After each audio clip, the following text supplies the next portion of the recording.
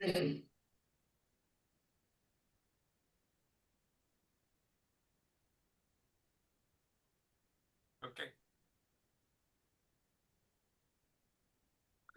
Hello, Neela. Oh, hello. Hi.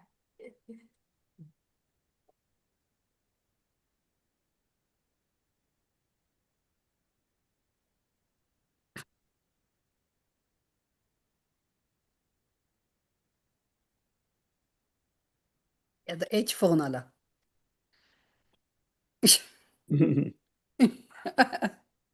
सगळे incognito आहेत. हा.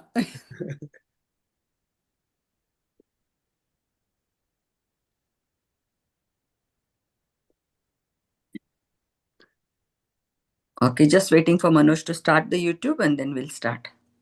I think YouTube is already started. Nahi, nahi.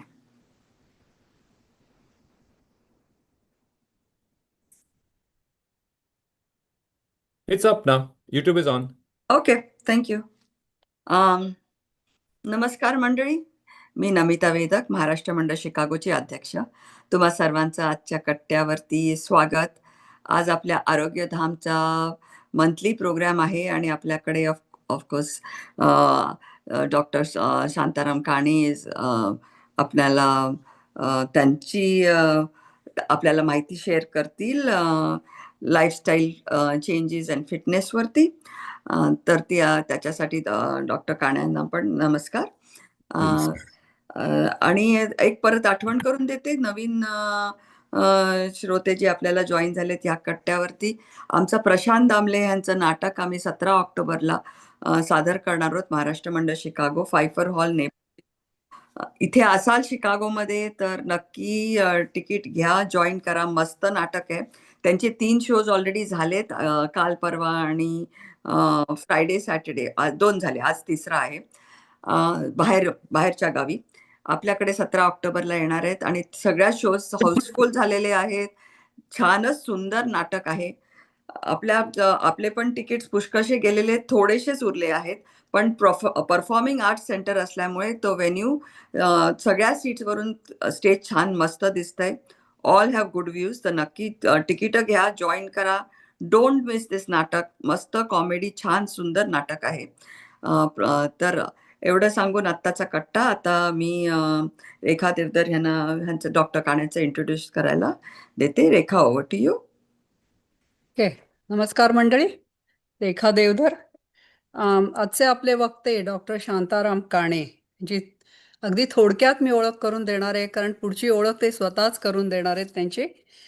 Shantaram दादा हे खूप वर्षापूर्वी शिकागोचे रहिवासी होते.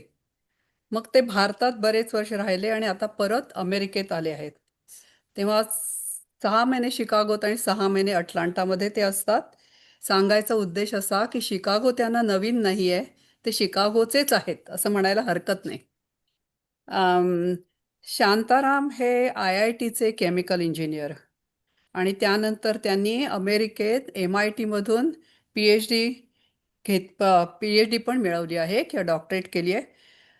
तुम्हाला सहजच प्रश्न येईल की हे केमिकल इंजिनियर आणि आयुर्वेदावरती, डाएट आणि लाईफस्टाईलवरती कसं काय आज आपल्याला भाषण देणार आहेत. तर त्याचं हे आहे की त्यांचं आयुर्वेदावरचं अतिशय प्रेम, त्यामुळे मागचे 30-35 वर्ष त्यांनी आयुर्वेदाचा अभ्यास केला आहे.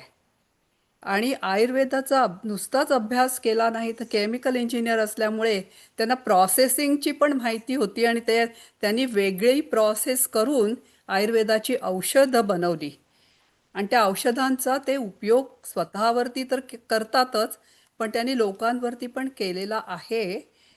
पण ते कसे केमिकल इंजिनिअरिंगकडून आयुर्वेदाकडे आले ते आपल्याला थोडक्यात सांगतीलच. आणि मग ते डाएट, लाईफस्टाईल ह्या सगळ्या गोष्टींचा अभ्यास त्यांनी कसा केला त्याची आपल्याबरोबर माहिती सगळी शेअर करतील. तेव्हा शांताराम दादा तुमच्याकडे. Namaskar. Now, can I have the slide, please?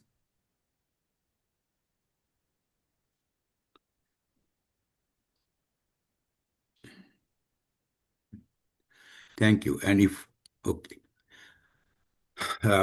Before I start with the subject, I'll present to you a caveat, which I always do. As Rekha said, I am a chemical engineer. I am not a trained dietitian, nutritionist, or a physician. So this, you can say, is a subjective analysis by me based on sources which I have selected and my general scientific knowledge and personal experience. The commentary, information, and analysis conveyed in this presentation do not constitute advice and shall not be construed as such. The reader takes full responsibility for the use of this information. How do I switch the slide? Next slide, please. मी करते. Okay. So let me give a little background how I got into it. In 1983, I was R&D manager at NOSIL. And one day, an operator from the company came to me and gave me a book on homeopathy. I found it interesting. And I then told my friend A.P. Deshpande that I find it interesting and I'm going to read it. So he said, if you're going to read homeopathy, why not Ayurveda? And so he took me to visit the then renowned Vaidya Vedimadhav Shastri Joshi. I had a good chat with Shastriji, and he explained to me that I asked him how could our ancestors have developed thousands of formulations as part of Ayurveda. So he explained to me two things. First, the theory of signature. I won't explain that much here. And that they went on doing a curiosity-driven exploration and went on finding things. So that I found was interesting. And I decided to follow the method of our ancestors. To begin with, I bought a few books and started some initial experiments. After a couple of years, I read about a procedure called Siddha Tailam. This procedure is in Charak Samhita, which means it's 3,000-year-old. All it does is takes 1 part of herb, 6 parts of oil, and 24 parts of the decoction of the herb, boils them together, dries off water, cools and filters. So Siddha Tailam means the oil is a medicated oil. Now, I went to a Vaidya family and told them, I want you to show me how to make this oil. In the sense, general procedure I knew, but I wanted to explain to them how I decide that this is the end now.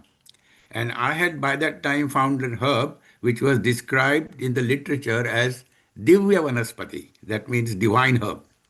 So I took that with me, and their assistant made this oil. I didn't really pay great attention to whether the 1 to 6 to 24 rule was followed, and in fact it wasn't. The amount of water that was used was much less. So instead of 12 to 24 hours, our boiling was over in less than 1 hour.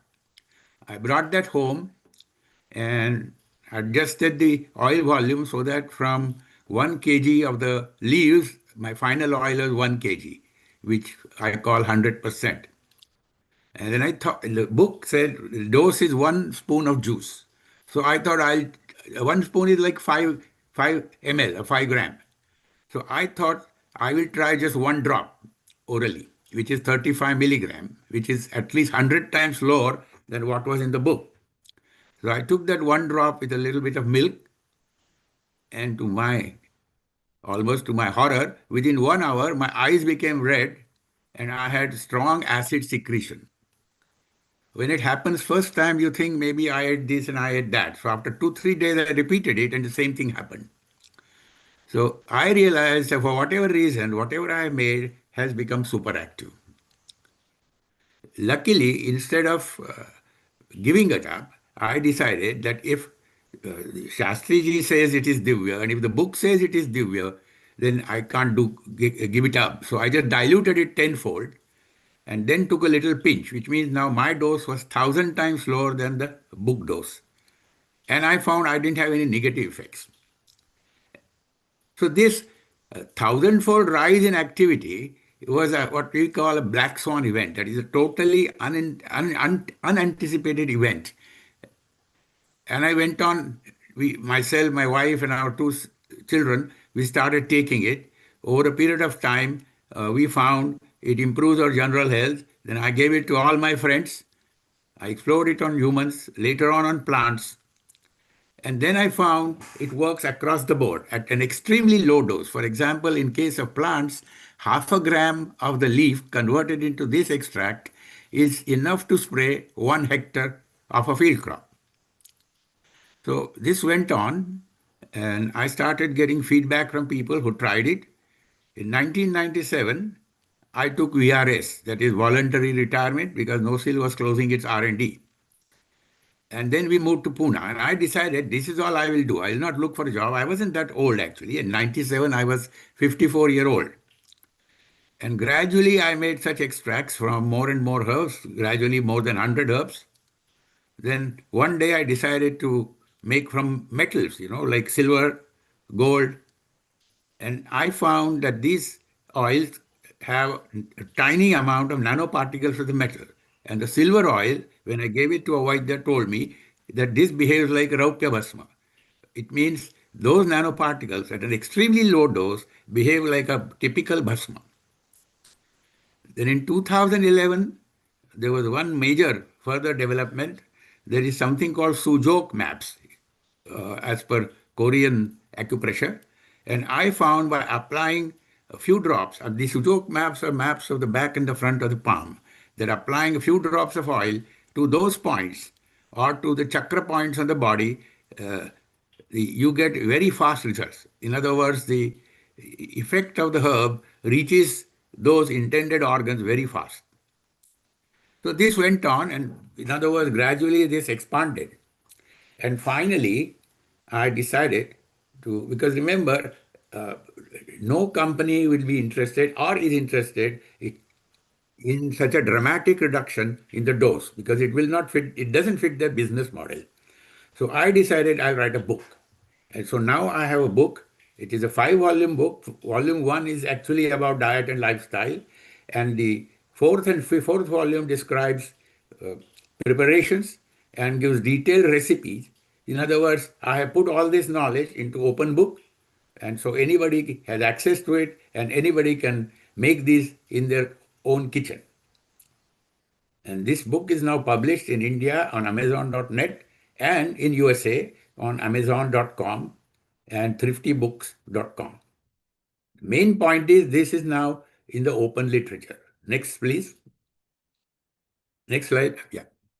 So now let's come to volume 1 of that book, which is Diet and Lifestyle. I mean, we all know the fundamentals are carbohydrates, fats, proteins, vitamins, and minerals. All this we have been taught in school. The real question is what, when, and how much to eat. Generally, the advice that we get, at least I can say about myself, and nobody really said how much you should eat. And then there are issues of food intolerance. And in fact, you have to plan the diet in terms of calories, nutrient balance, and glycemic load distribution. There are drug reactions to be aware of. And in other words, you have to develop a holistic approach to a total health prescription. Next, please. Now, let's talk of the current situation. Most of you know all these things. Today, there is much more of a sedentary lifestyle all over the world. Low exercise, long work hours, high stress, smoking, alcohol, irregular eating times. In other words, all the things that you should not do. In addition to that, over the years, we take a lot of high refined carbohydrates with low fiber content. We take vegetable oils with excess of omega-6 fatty acids, and those vegetable oils hardly have any omega-3 fatty acids, which are important. We end up taking a lot of hydrogenated fat. Now, hydrogenation process converts the fats into trans fats, which are dangerous. Overall, we take too much of processed foods, too many food additives, preservatives, and so on. And we are low in natural antioxidants. Next slide, please. And their result is what? There are problems of general immunity and energy, in the sense, stomach issues, throat, headache, daily and seasonal upsets.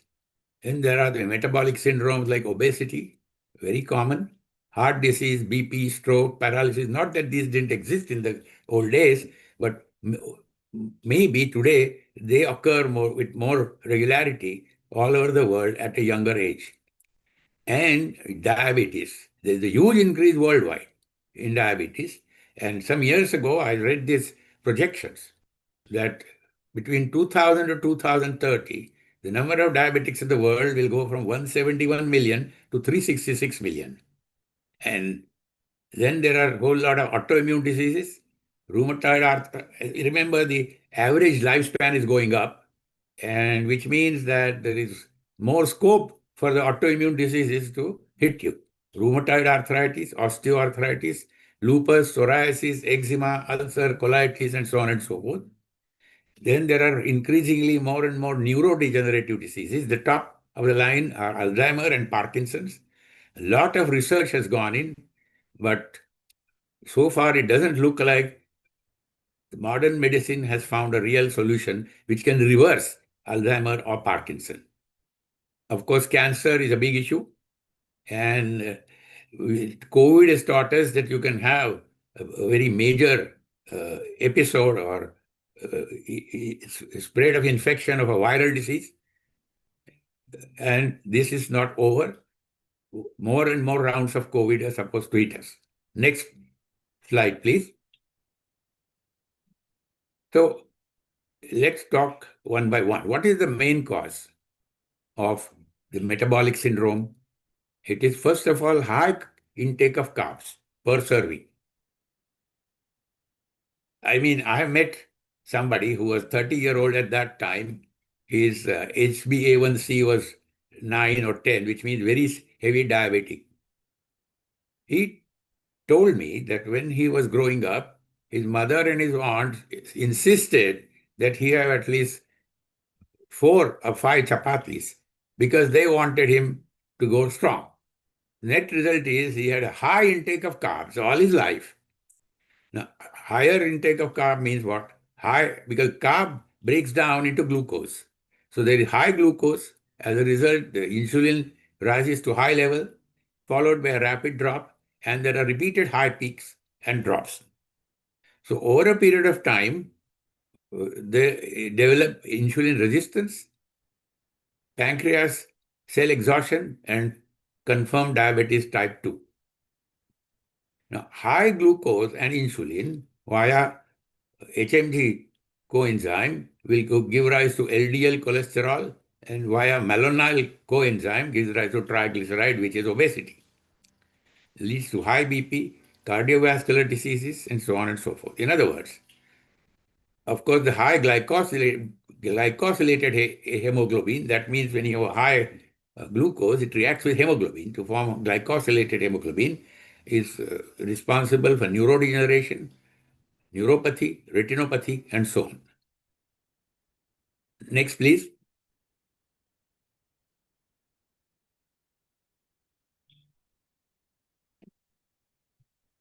Now, if, on the other hand, you decide, I want to cut down carbs, and you go to very low carb towards what is known as a keto diet, which is fat-rich diet, but with extremely low carb, that also is bad because there is excessive fat breakdown leading to keto acids, which are toxic. There is also excessive protein breakdown. Now, if you have protein breakdown for food, it means what? There is muscle breakdown, high urea load, and kidney toxicity. Not only that, if you have too much of protein breakdown and you don't get adequate protein, the first thing that the ladies realize is that every day, if they put a comb through the hair, a lot of hair come out. Hair is a protein. So if you don't get enough protein, what happens? Your hair are weak and you're going to lose hair before you know. You will also lose muscle.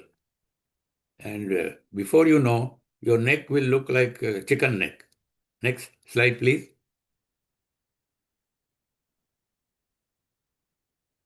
Now, there is something called glycemic index. That means the relative rate at which uh, carbohydrate is broken into glucose. Now, the glycemic index of glucose is 100, and relative to that, uh, you have numbers for different food items, and all this information today is readily available on Google through several websites. And by and large, the higher the amount of protein, the lower the glycemic index, or higher the amount of fiber, lower the glycemic index. Just to give an example, as you go from idli to polished to long grain rice to whole wheat to oats, glycemic index goes from 80 to 55. Dal has a glycemic index of 40. Chana dal in particular is only 12. Milk, egg, meat, fish, they don't. In the sense, the protein part has no glycemic index because it does not generate glucose. So the idea is to reduce the glycemic load. So what is glycemic load? It is grams of carbohydrate times the glycemic index as a percentage. So if you have 50 grams of carbohydrate, and the average glycemic index is 30, your glycemic load is 15. And the general idea is for sedentary lifestyle, your glycemic load should be less than 30 per serving. At the same time, you need to provide 50 grams of carbohydrate per day so that you don't go into the acidosis phase. Next, please. Now let's talk a little bit about fats. We all know about saturated fats, and probably most of you know that olive oil, for example, is rich in monounsaturated fats. But the fats that are actually essential are diunsaturated fats. These are omega-6 and omega-3. The 6 and 3 refers to the location of the double bonds on these fatty acids.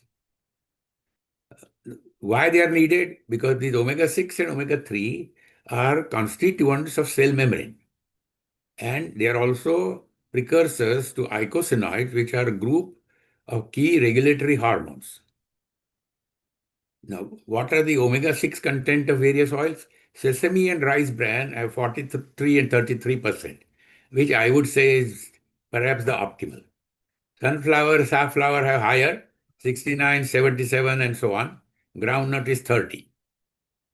Now, the problem is in vegetarian food, omega-3, the right kind of omega-3 is rather scarce. Generally, sources of good quality omega-3 are fish oil, hemp nut, canola, and so on. Flaxseed has omega-3, but it is the basic omega-3, whereas what you need is higher molecular weight omega-3. And the desired ratio of omega-6 to omega-3 is supposed to be less than 4:1. Now, if you have too much of omega-6, that means if you have too much of, say, sunflower oil, safflower oil, you will get too much of omega-6, right? And that will lead to high inflammation, BP, clotting, renal diabetic condition, and even cancer. Omega-3 is actually essential for the control of inflammation, reduce neurodegenerative diseases. There are two omega-3 acids, eicosapentaenoic acid and docosahexaenoic acids. These are, with those of you know a bit of chemistry, 5 and 6 double bonded acids. And they are generally there in fatty fish. And nowadays you can easily get capsules of these omega-3 fats. So you don't have to eat fish directly. Next, please.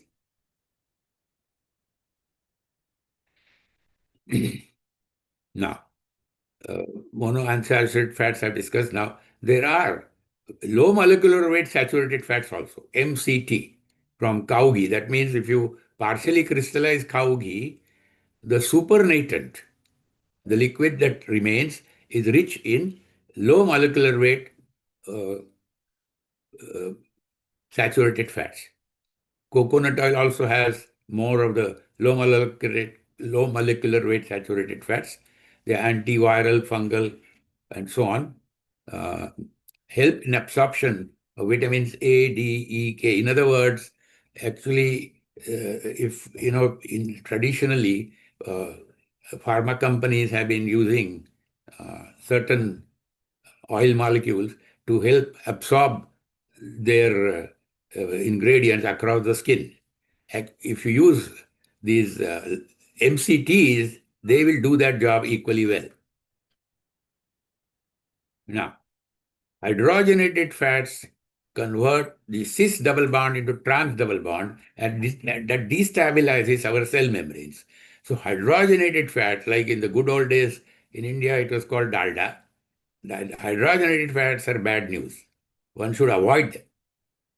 Many bakery products, bread, biscuits, cakes, French fries, chips, have hydrogenated fats. Typically, if you go out and you have a buttered naan, that butter is hydrogenated fat, butter made by hydrogenation. So please avoid that. Now, high molecular weight fats require more bile. More bile means there is agnimandya, that means your digestive fire gets weak.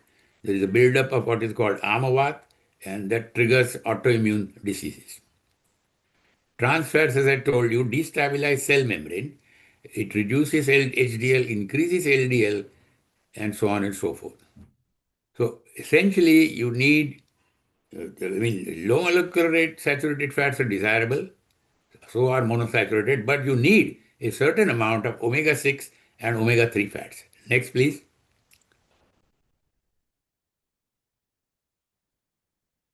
Now we come to proteins.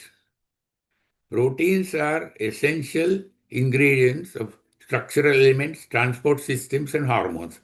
You know, you have two types of hormones, steroid hormones and peptide hormones.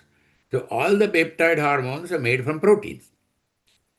And incidentally, all the steroid hormones start from cholesterol. So it's not that we don't want cholesterol. We want cholesterol.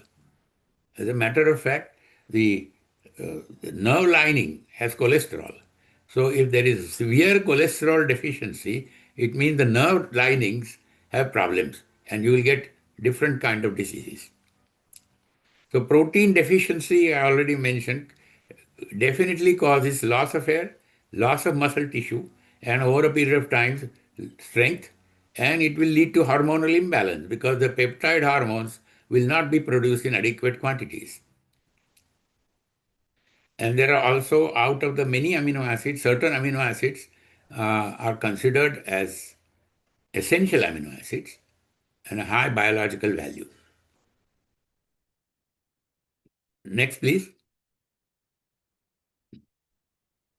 Again, like anything else, excess proteins are also bad because our body cannot store proteins as proteins.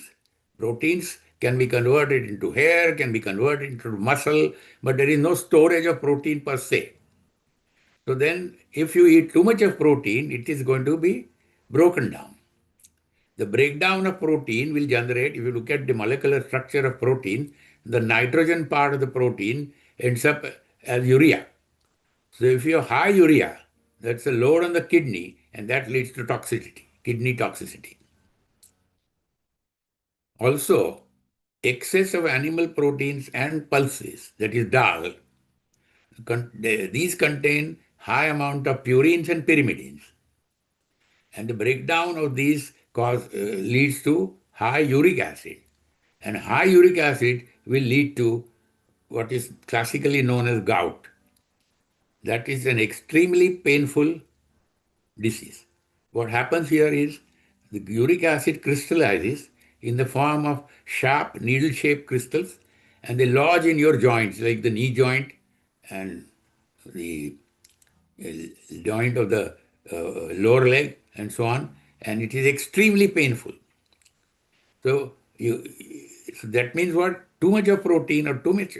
In fact, I had two persons come to me. They were vegetarian. Normally, traditionally in Europe, these rich people used to have too much of protein, and they were classically had gout. So these two gentlemen came to me. They were strict vegetarians. So I was thinking what happened. Then I found out they were traveling. So when they go somewhere, I said, what do you order? He said, I just order rice and dal, which is fine. But the serving of the dal in a hotel of that kind is very high. And he was eating that entire bowl of dal. So he was actually taking far too much of dal. And that was responsible for his gout. So I told him that you don't have to consume the entire bowl, take only half of it. And then you will not have this problem. Next, please.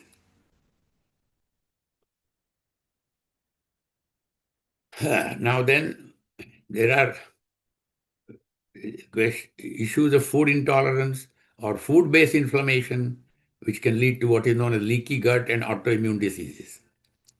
First and foremost is pungent. If you have too much of pungent, such as in the form of red chili, green chili, black pepper, pungent in Ayurvedic language produces vata and pitta. And I know in my own grandfather, at the age of 16, he lost 1 year of school because he had terrible stomachache. Then he realized it is because of red chili, green chili, and anything very sour. So he stopped at the age of 16, totally. Later on, it was discovered that he had severe ulcer. But because of his extremely strict diet, he lived to the age of 92 and he was working to the age of 86. So I have seen this in action. So anybody who has severe stomach problems, so stomach inflammation, the first thing they should do is just simply stop red chili, green chili, and black pepper. And most of your stomach, and for that matter, tur dal. So your stomach problems will generally disappear. The inflammation of the stomach will disappear. Second is too much of sour in the form of tamarind and vinegar. Again, sour in Ayurvedic term causes pitta. Then fermented dough. Fermentation, there are so many products which are made by fermentation, bread, pizza, cheese, idli, dosa, and so on. Fermentation produces histamine and tyramine. Now, some people are very allergic to histamine. So for them, they simply have to cut out fermented dough. Then there are people who have all kinds of protein allergies, starting from very young children. Chana dal, tur dal, peanuts, egg, fish, gluten, casein from milk, and so on and so forth. So, they have to cut out those foods, and maybe we can find some other herbal solutions to overcome slowly those allergies. Then there is a group of plants, the Solanaceae plant proteins from capsicum, tomato, potato, and brinjal. Some people are allergic to it. Then the tree nut proteins, walnuts, almonds, some people are very allergic. And then the people are lactose intolerant because the enzyme lactase is deficient in their body. So what I'm saying is there are a whole lot of food-related inflammations. And you have to soon identify which one is causing you problems. And in the short term, to stop it. In the long term, we have to see if we can find solutions. But you have to look for it. What food, if I eat, I get problems. Next, please.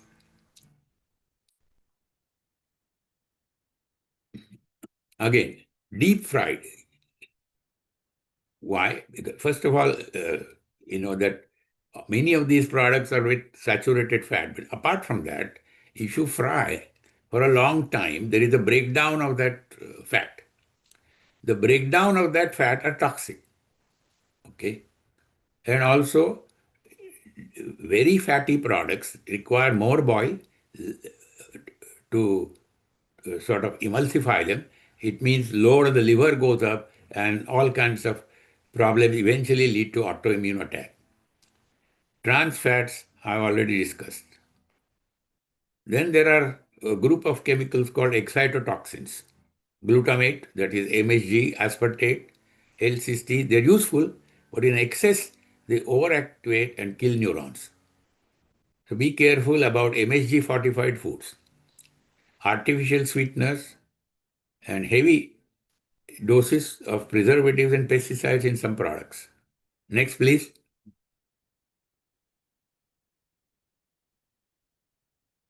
So then how do we set some targets? For an average person, I mean, if you are an athlete, the rules are different, but otherwise, there is something called BMI, that is body mass index. They say the ideal is 22 and a half, but somewhere between, say, 20 to 25 is okay. 25 to 35 is called obese, and above 35, you are extremely obese. So what is body mass index? It's the weight in kilogram upon the square of the height in meters. Or if you are not familiar with kilogram in meters, it is 703 times the weight in pounds divided by the height in inches, meaning any one of us can work out based on our weight and height what is our current BMI. And the objective is to at least bring it down to 25. Now, what I have given is for different heights, what weight in kg is a BMI of 25. So if you're 5 feet, it's 58 and a half. If you're 5 feet 6, it's 70 kgs. And if you're 6 feet, it's 83.7. Now, so the target should be to reach a BMI of 22.5. I mean, there is no great harm if you don't reach 22.5 but at least try to reach 25. Okay. So how many calories you need? Many years ago when I was in school, many of the Western books on diet and nutrition used to say you need 3,000 calories. Actually, that number came from the frontiersmen who went to America and who were working as carpenters and blacksmiths and so on. In other words, they were doing very heavy physical work. For them, that's okay. But for sedentary activity, if you eat that many calories a day, very soon you'll become so fat that you won't be able to move around either. So sedentary activity for a 30-year-old, what you need is somewhere between 1800 to 2450, depending on the level of activity and your height. And as you age, generally your activities are lower. You don't need that. I mean, there are two or three places in the world where there are a lot of people over the age of 100. Not typically in all these places, their calorie consumption, and these are generally places up in the mountains. So these people are every day going up and down several hundred feet. But their calorie consumption is between 1500 to 1800 only. And yet they are very healthy even at the age of 100. Please keep in mind. Next, please. So if you want this obesity control, of course, the first thing is to cut 400 calories a day as just a round number. So how do you reduce that? You start with free sugar. In other words, I've known people who had 4 spoons of sugar in a cup of tea. Just stop adding sugar. Very soon you will use to that taste. Then reduce saturated fats and quantity of grains while ensuring, as I said, particularly vegetarians all over the world have a problem of inadequate protein intake. So apart from losing hair in case of women, also what happens is you lose muscle mass all over the body, and very soon you're not really able to support your bone structure. And just to give an idea, a 50-gram besan ladu, which is not a big ladu, or serving of chura or fried farsan is 300 calories. So if you cut out equivalent to one of them, you are making great progress. Another way to look at it, on the average, if you reduce 7,000 calories, you lose 1 kg. Okay? Because I'm assuming that it's a mixture between fat, protein, and everything. So fat is 9 calorie per gram, and protein and carbs are 5 calorie per gram. So 7,000 means some sort of a halfway. So 7,000 calorie reduction is 1 kg reduction in weight, as a rule of thumb.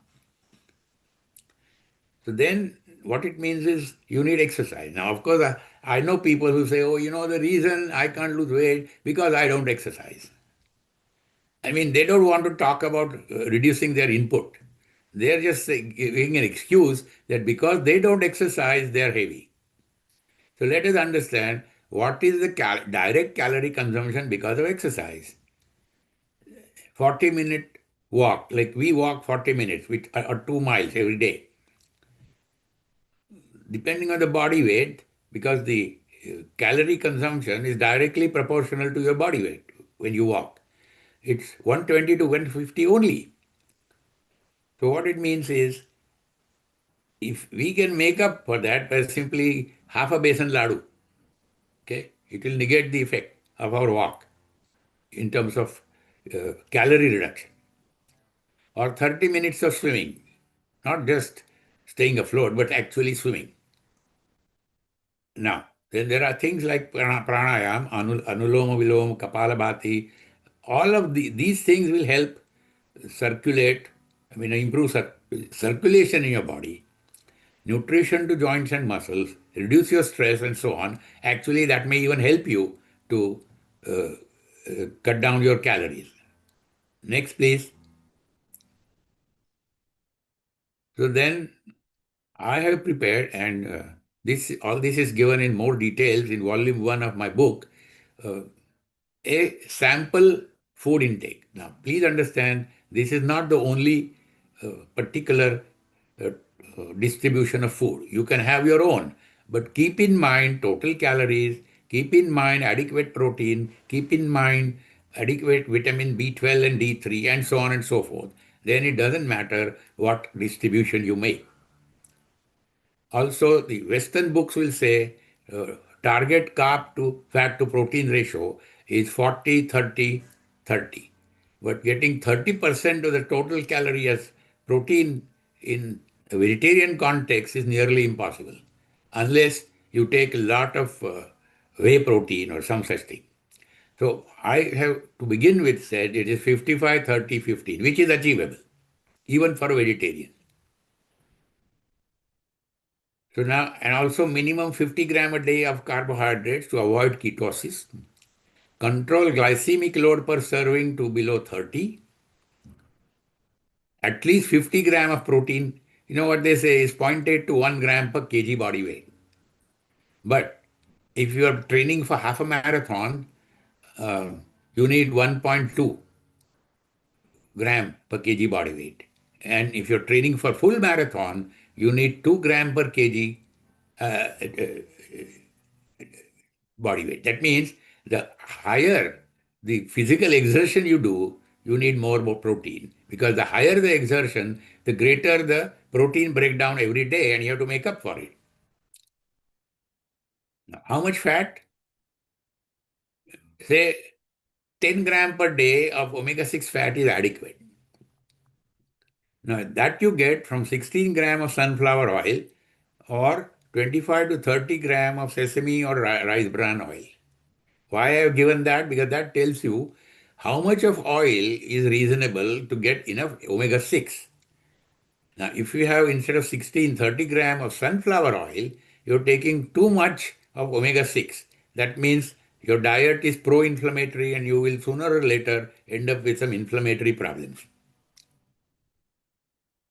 Now, omega-3 fat. Flax seeds have the basic omega-3, but that particular omega-3 in excess causes anti-clotting. In fact, in Ayurveda, flax seeds are considered nishiddha for eyes. Why? Because too much of flax seeds will cause hemorrhage in the eye because they are anti-clotting agents. But the advanced omega-3 fats, EPA and DHA, they don't cause that.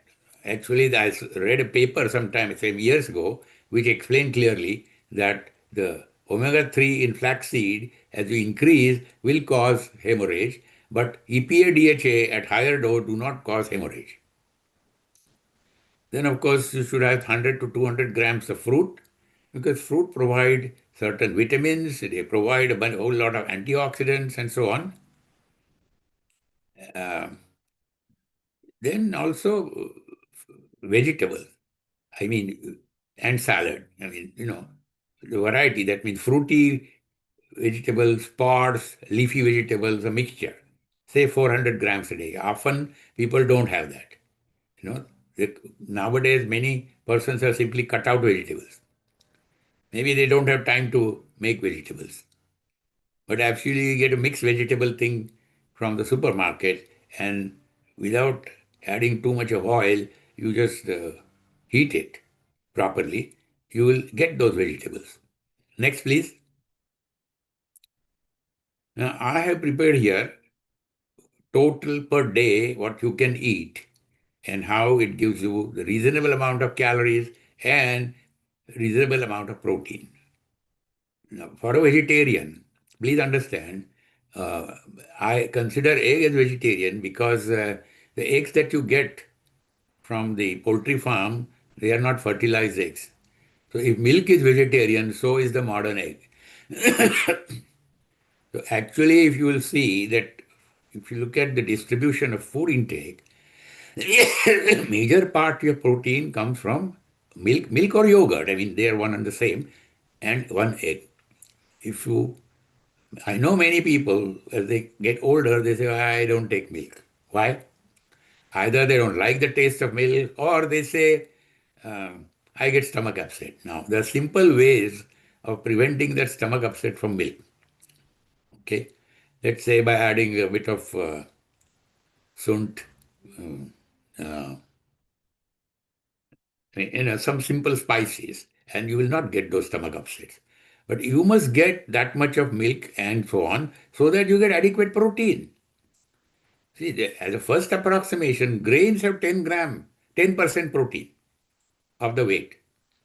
Okay, some grains may have 12, but by and large 10. Pulses have 20. So what I have shown you is 40 grams of pulses is 8 grams of protein. Oil, of course, has no protein. Nuts, again, 20% Meat, whether it is chicken or fish, on a bone-free basis, they all have about 20% protein, the same as pulses. Okay, so I mean, instead of that much of pulses, if you have chicken or fish, you will get the same amount of protein. Now, just 4 teaspoons of sugar per day is adding 100 calories. And 40 grams of farsan, why is it 6 calories per gram? Because farsan is fried. And I told you, fat is 9 calories per gram, and all other things are like 5 calories per gram. So, sort of a weighted average is 6. Okay. So, farsan, 40 grams is not that much farsan, but that's 240 calories. So, here is one sample diet.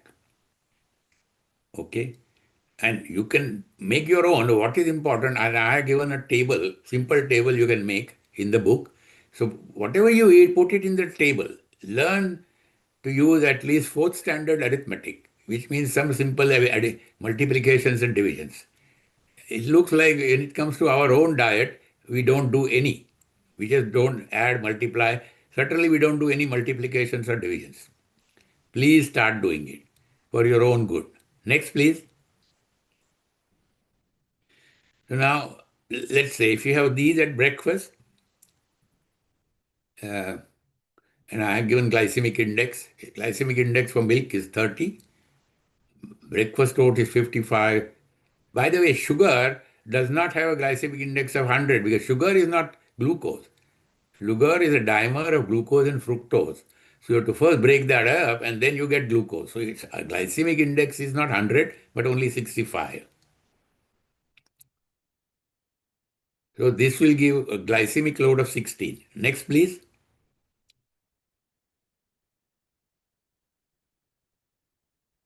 And then, if you have 20 grams, remember, I only cut it down to 20 grams of grain and 20 grams of pulses, right? 15 grams of oil and ghee, vegetable and salad, curds, sugar, and coconut. That has a glycemic load of 30. Who are the main contributors? Actually, even vegetable and salad contribute to glycemic load. Okay. Now, please understand, 20-gram grain and 20-gram pulses. Does it mean every day you have to weigh? Of course not.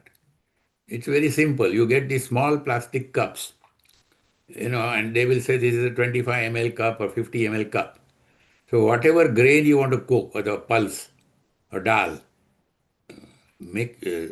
see how much a cup full of that grain or pulse weigh, and then take by volume. Only cook that much, so you won't eat more. You will not have the ability to eat more. That's what we do. We eat only 20-gram grain, but 20-gram pulses per meal. Next, please. So fruit, glycemic load. Now remember, different fruit have different glycemic index. Banana, chiku, and mango are the worst. So the same weight of these fruit will give a much higher glycemic load, which means particularly you're a diabetic, be careful about eating banana, chiku, mango, because they have a high glycemic load. Mid-afternoon, nuts and farsan. Next, please. Fruit, mid-afternoon. Okay.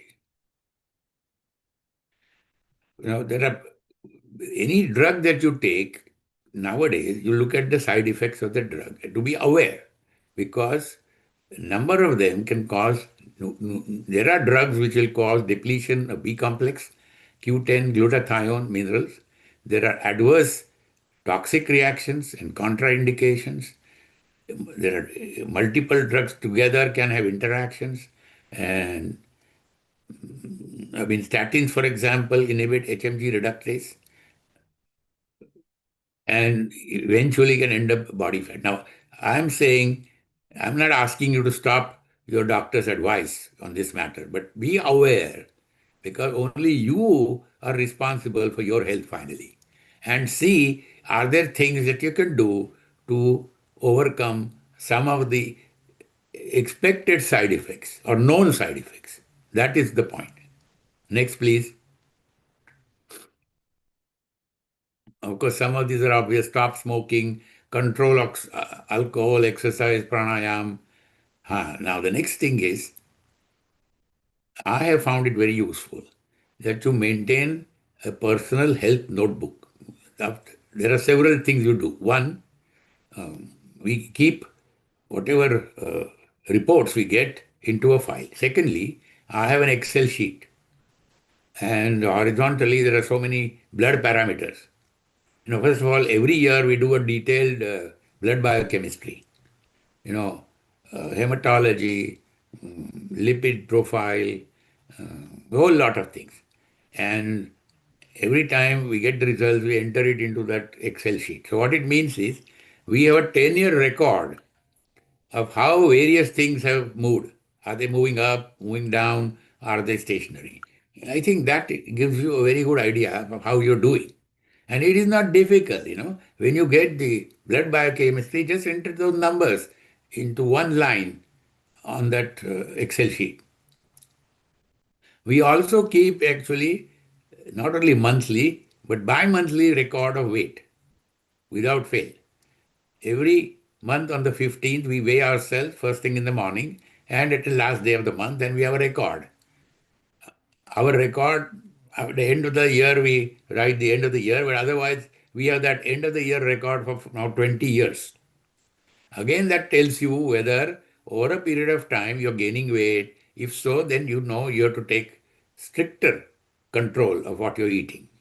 It's like your own feedback system. Because without the feedback, you will not know what's happening. Suddenly you find, am I getting weight because somebody comments on it? Or one day you find, if I look at myself in the mirror, I'm obviously very fat now. That should not happen. If you keep track of every 15th of a month and last day of the month, you can immediately take corrective steps to prevent any large-scale rise in your weight. So record by laboratory tests, specific health episodes, and manage your glycemic load distribution. and for gut inflammation, minimize excitotoxin, and have at least some minimum reference library, because everybody here listening to this are sufficiently literate that simple books you can understand. You don't have to you have a 600-page volume only on diet. That's not required. Next, please. Now, then, apart from this, Ayurveda talks of, apart from Dinacharya, it talks of Rutucharya.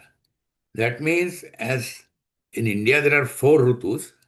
The actually 4 meaning winter. What happens in the winter? Generally, the appetite and digestive power increases. And so you have more of rich food and kapha increases. But cold and windy conditions are vata vardak.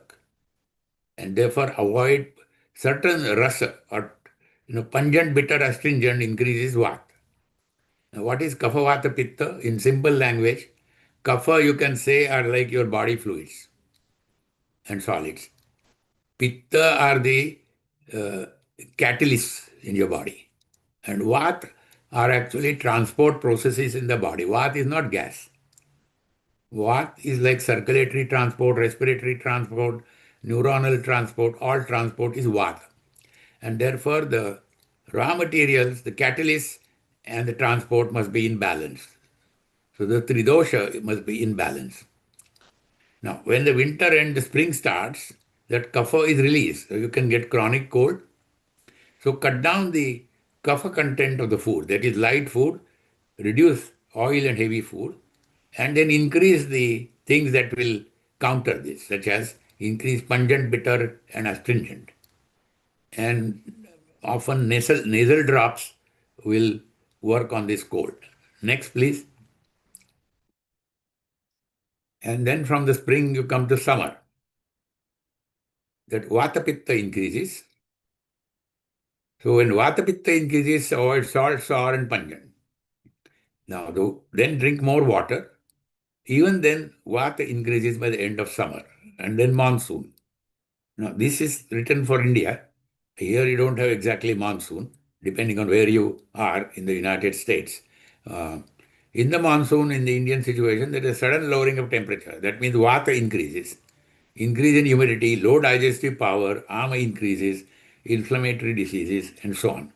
So you have to keep in mind that now the seasons are going to change and I need some adjustment to my diet.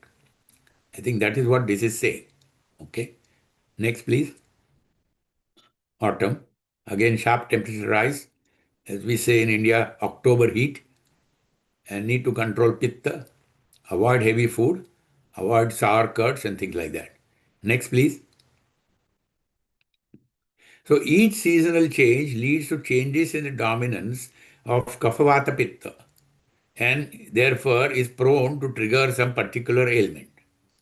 So need continuous adjustment of dietary practice and other preventive measures. Next, please.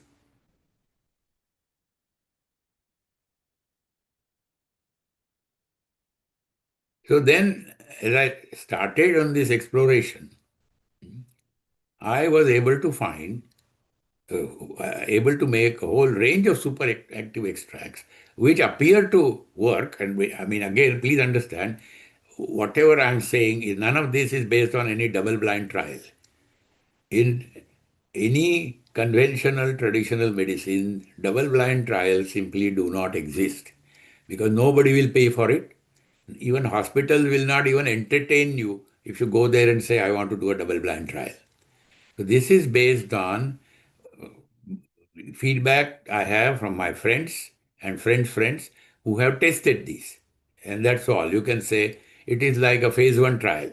Okay. But if you find these useful, then it works for you. Next, please.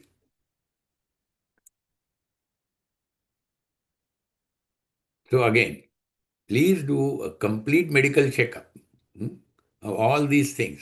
Because the other thing I find is deficiency vitamin D3 and B12. in the old days, often women were bent. Why they're bent? Because in India, Indian context, and again, if you're a vegetarian, you get D3 only when you go out in the sun, it forms on the skin. But women often did not go out in the sun. I mean, I'm not talking of women who are working in the fields. I'm talking of, middle class women who didn't go in the fields. And therefore, over a period of time, they had severe D3 deficiency. And at least when I was young, normally on a daily basis, I don't remember anybody being told to take vitamin D3 supplement. But today, vitamin D3 supplements are readily available. Even in this country, unless you eat fatty fish and so on, you don't get D3. Okay? But the D3 is available readily in capsules. Again, B12 is present only in animal foods. It is not present in any vegetarian food at all. So if you do, that means the so-called vegetarian diet, the only place you get B12 is milk, yogurt, and egg. No other food has any worthwhile amount of B12. So if you don't have that, you take a B12 tablet. I mean, it's readily available. But you must check these levels and then make adjustments. The other thing is, excess of D3, there is a range. If you go well above the range, it is also toxic. So you have to keep D3 within the range. B12, if it goes a little above the range, it's not toxic. That's not a problem. So this medical checkup and making sure that, you're taking the necessary supplements, then daily exercise, avoid stress on your system through smoking, binge eating, drinking. Follow whatever, either it is 3+2 plan or 2+1 plan, whatever. But please follow that. Have a health notebook and then take corrective steps, not after 3 years. But as I said, if you know your weight every 15 days, you can take corrective steps immediately and make seasonal arrangements and live happily thereafter. Next. So now I have given a few references which we may find very interesting. At least, I mean, I got these references, you can say 15 years ago, but they're still valid. Next, please. Next. Now, this Dr. Robert Lustig, this paper, he has written an excellent paper on the role of fructose, and in which he has explained how metabolism of fructose, that is the fruit sugar, is so much different than the metabolism of glucose. The thing is, in your blood, fructose is not shown as sugar. Only glucose is shown.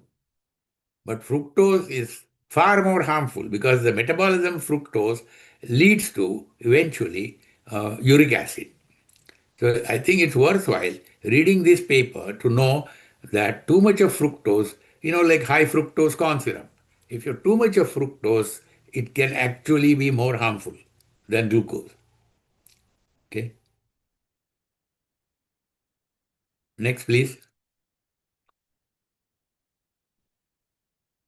Now, many years ago, there was some. See, the thing is, even today, in medical schools, as far as I know, there is no full-fledged course on nutrition.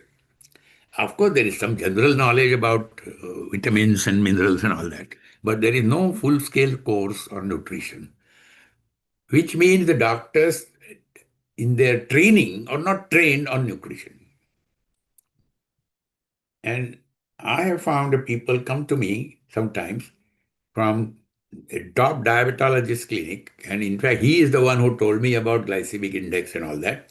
But the person brought a sheet from the dietitian of that clinic, and the sheet said, take 1 katora of rice. Now, we all know there is no such thing as a standard katora. So if I like to eat rice, my katora will be big. I mean, this is not the type of advice that will help you. It is not 1 katora you need to know. You need to know so many grams. And as I told you, it's very easy. You just take a measure and then accordingly, by that, because then once you go by the measure, you don't have to weigh every day. Okay. So, next, please. So all these bills were being talked about. I don't know whether even in USA uh, today, nutrition is at least one full course in a medical college. Maybe the doctors in the audience can educate me. Next, please.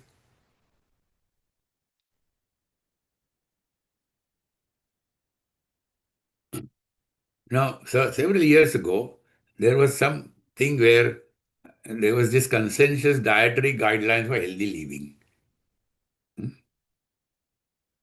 I mean, essentially, it is more or less what I have told you so far. Okay. Next, please. So now, as a result of all my explorations over the last 40 years, finally, I have written this book, Ayurveda Revisited, Process Technology Breakthrough. It's available on Amazon.net in India.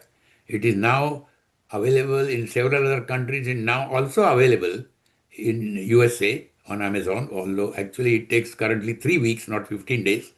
It's also available on thriftybooks.com, which says they will send it in 3 days. Okay. And the print copy, this is an 820-page book, and it will even allow you to make some simple extracts by yourself. When I mean simple, for example, if you make an extract of pomegranate and you take only 2 drops of it, first of all, you take large quantities of pomegranate, so you know that a few drops that extract cannot harm you. And similarly, there are several other herbs that you routinely take in much larger quantities. So you make a super extract of it and you take it, and actually you may get results much faster. Next. I think that was the end of it. संपलं. हां. Now I will be happy to answer any questions. First of all, not a question, a comment. A lot of study. You have done a lot, heavy study on all of this. Thank you for that. आणि म्हणजे it is very very informative. तर तुमच्या या सगळ्या अभ्यासासाठी आणि एवढी सगळी इन्फॉर्मेशन दिल्याबद्दल very grateful and very thankful. I am sure आपल्या पुष्कळ लोकांना ह्याचा उपयोग होईल. त्यातूनच अजून कोणीतरी एकदा विचारलं होतं ह्याच्यामध्ये की आपल्या ग्रुपवरती की ह्याचा पॉवर पॉइंट तुम्ही शेअर कराल का. तर don't you have this all in your book already? Yes, yes, of course. Actually, the book has even more details than this. So hopefully we should be able to, all of us should be able to get a hold of this book, and maybe that will help us in. See, because this PowerPoint, it's okay. Sharing is not a problem. But then you will still have a lot of questions. Yeah. But in the book, many of these will be answered because it is in much more detail. I mean, I have a chapter on proteins, I have a chapter on fats, and so on and so forth. Apart from all these details, नमिताताई, पुस्तकाचं नाव आपल्या मंचावर टाका म्हणजे मग कळेल आपल्याला. He's also going to share the cover. Can you show us the book? मला एक प्रश्न पण. फ्लायर मध्ये आहे. फ्लायर मध्ये त्यांच्या बाजूला पुस्तक आहे. बरं बरं. Ayurveda रिव्हिजिटेड. Okay okay.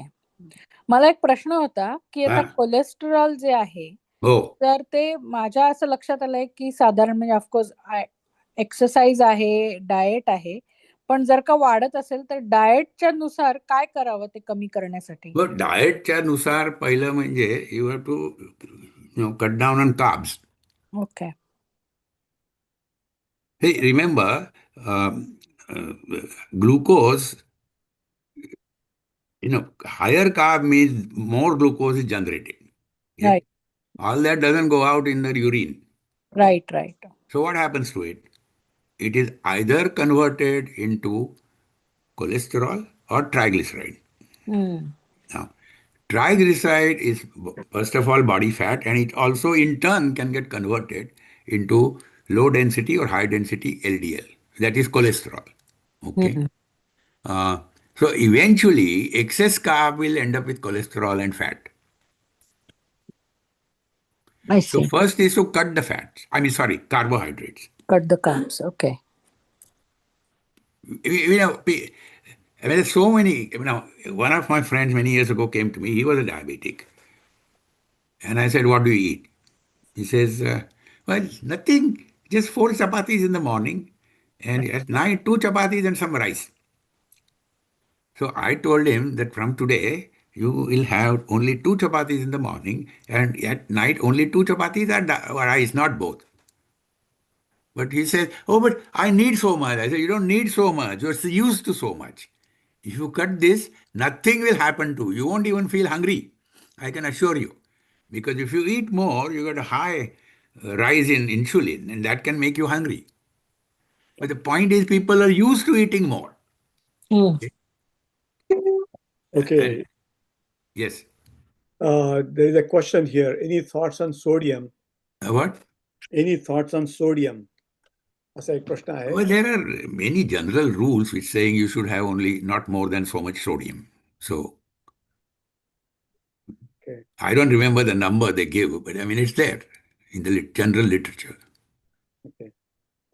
Well, But then I must tell you, Ayurveda thinks that Saindhav, that is the Himalayan pink salt, right. or that other one, the black salt, Mhm. they are far more healthier than plain salt. Now, I asked a friend of mine I asked a Vaidya why. Now, he doesn't know why. Okay. It is believed to be so. So then I asked a friend of mine recently, and he got detailed paper on all the micro constituents in it. And there are some 80 different elements in it, but that doesn't tell us. So there is something else which we don't know. As today, unexplained. I'm assuming that what Ayurveda believes is true. Okay. But, so they say, today the videos are circulating, the so-called pink salt trick. I don't know whether that is true or not, but what they say is you take pink salt along with 3 other things, you will be a very rapid weight loss. Now, I don't know. Many of these videos, you don't have to immediately believe. But coming back, Ayurveda says that, of course, some salt we know is required, but then too much salt is, of course, bad. Okay.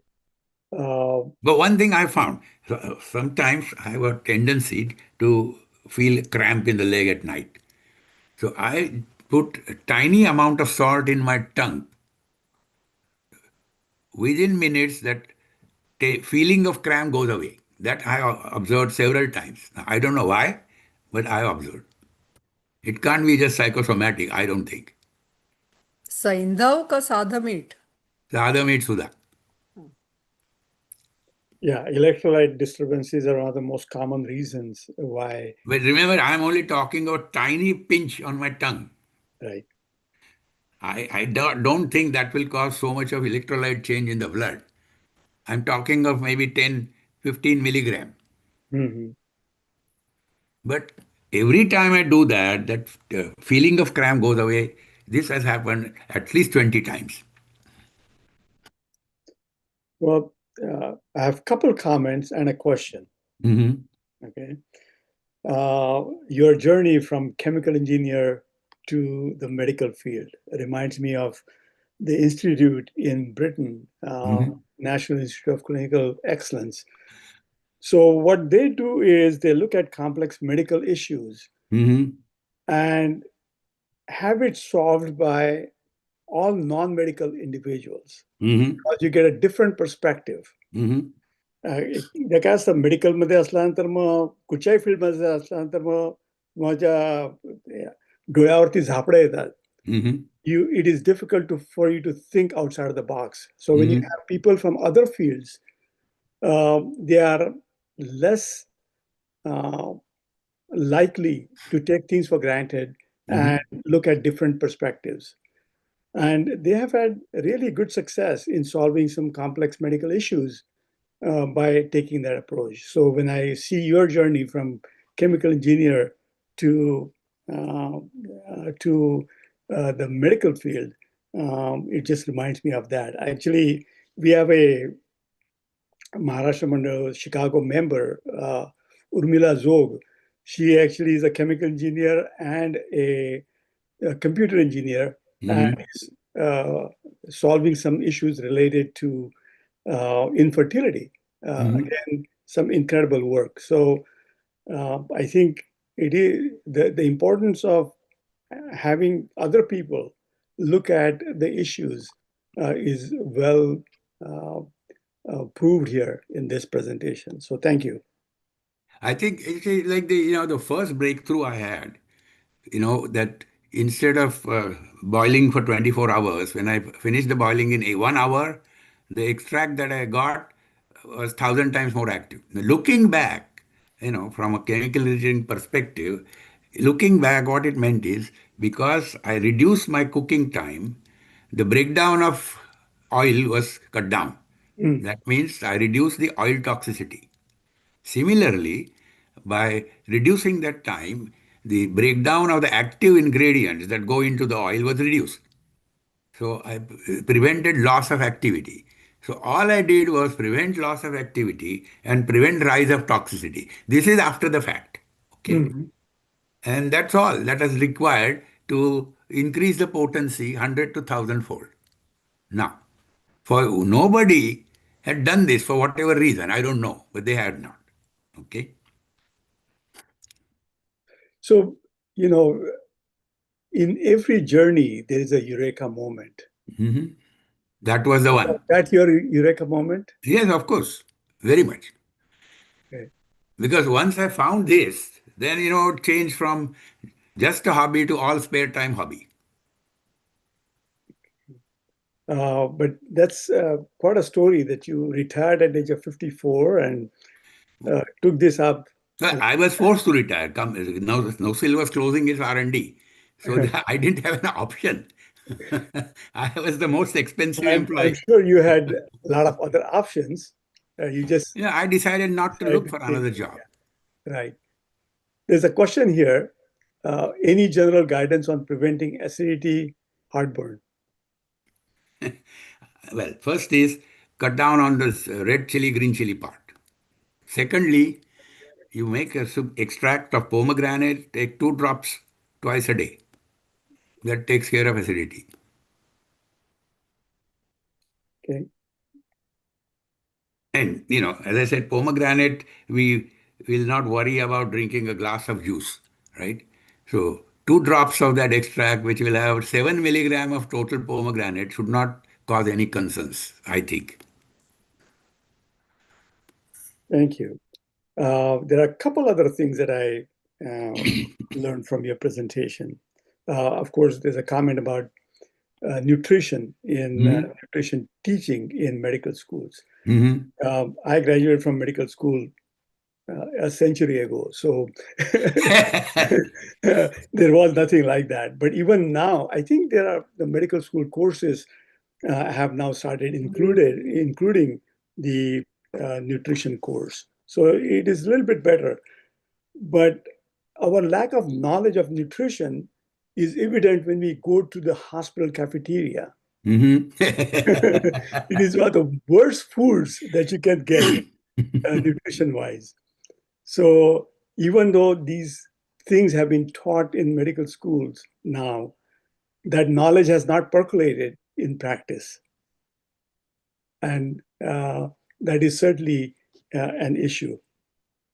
Dusra म्हणजे, what you did was interesting, which is experimenting on yourself. Yes. Any new extract we make, first myself and my wife take it ourselves before offering to anybody else, without question. It reminds me of Barry Marshall. Barry Marshall is a Nobel Prize winner, and he's the one who discovered the connection between H. pylori and ulcer. And he did that by drinking the culture containing H. pylori, and he developed ulcers immediately. So that's a lot of sacrifice when you do things on your own body to prove what is right in science. But once I had realized that, you have to have a low something. Then afterward, I never had this kind of a reaction whenever I took 1 drop or 2 drop of something. Gotcha. Because right in the beginning, we never made a so-called 100 strength. We made 10 strength. And if it was supposed to be strong, we even made, like Shilajit, we make 2 strength. Hmm. 2. That means what? 2 gram of Shilajit per 100 gram of oil. And that also then we dilute 100-fold and then use it. Like Hiraka Bhasma is supposed to be one of the top Bhasma in Ayurveda. 1 gram of Hiraka Bhasma in 1 liter of oil, we make a super extract. And I call it DBH 0. DBH is diamond Bhasma 0. And then we successively diluted in 100-fold, another 100-fold, so call it 2x, 4x, and so on. And we find 10x gives results. 10x is diluted 10 raised to 10-fold. Now, in those days, I was an adjunct professor at IIT where I could confirm was this thing still has nanoparticles of diamond. I mean, A, they were nanoparticles, and B, the electron diffraction clearly showed these are diamond. But I mean, even at that concentration, I get results with Hiraka Bhasma. So the dictum that more is better doesn't No, work. not necessarily. Less in a proper form, not just less. Okay. Okay. So if you had one message to give, what would that be?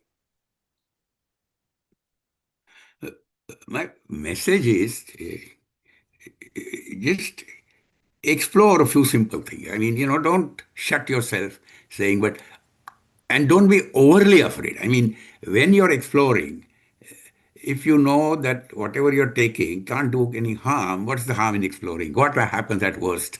Nothing will happen, right? I mean, like when we decided to first try our extract in agriculture, the then literature said the juice of this herb inhibits germination. But we had found it is helping our general health. So I decided to test it in agriculture. And the first experiment was a success, luckily, whatever dose I used. So what I'm saying is we just went ahead and tested without worrying whether it will work. Okay? Like I decided one day to take 1 silver coin with half a liter of water and 1 liter of oil and boil it together. And after water is removed, remove the silver coin. So what happens is because of that tumbling, a few nanoparticles from the silver go into the oil. And I tested it simply.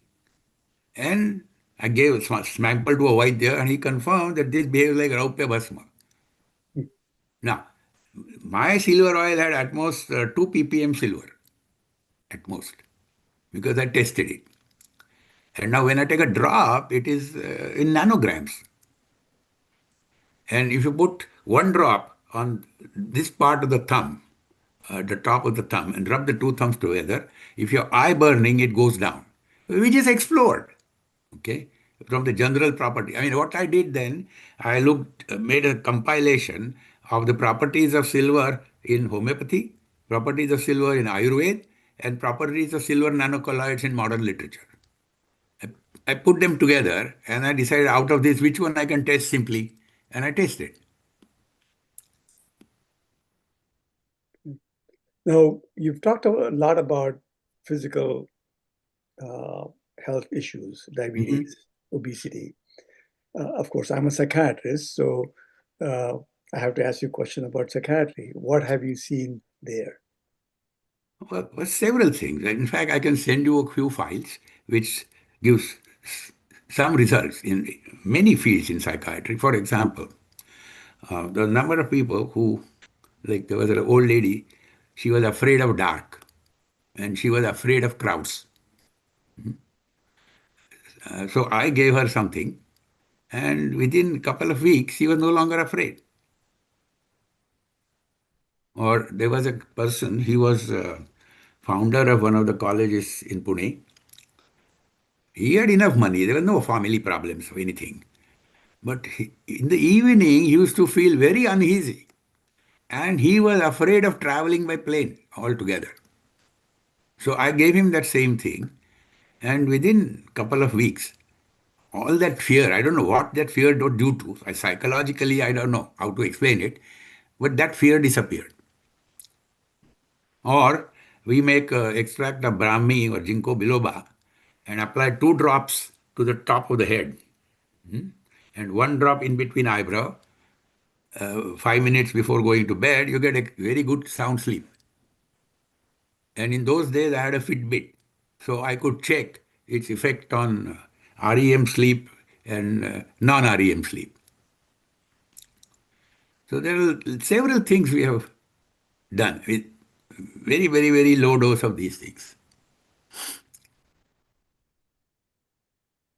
Well, because almost every chronic illness is associated with a psychiatric component, it's important to explore those things more. Any other questions?